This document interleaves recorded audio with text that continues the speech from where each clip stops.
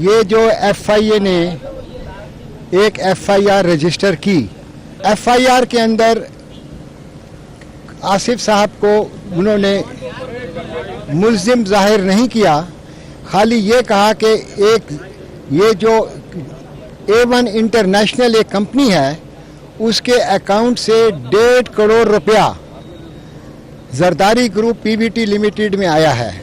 That was the only allegation that has been made in the FIR.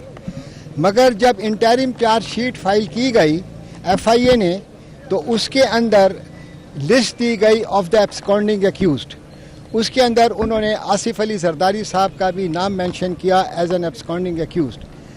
اور یہ interim charge sheet file کی گئی جب کہ آصف علی زرداری صاحب بے نظیر آباد نواب شاہ سے MNA کا الیکشن لڑ رہے تھے.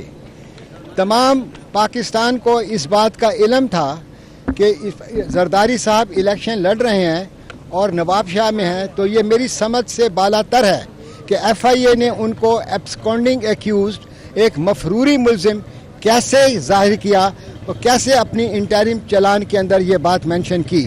اس سے FIA کی میلا فائڈیز اور ان کے الٹیریئر موٹیو ظاہر ہوتے ہیں. میں یہ سمجھتا ہوں یہ بے بنیاد FIR ہے، بے بنیاد اپنا چارج شیٹ ہے.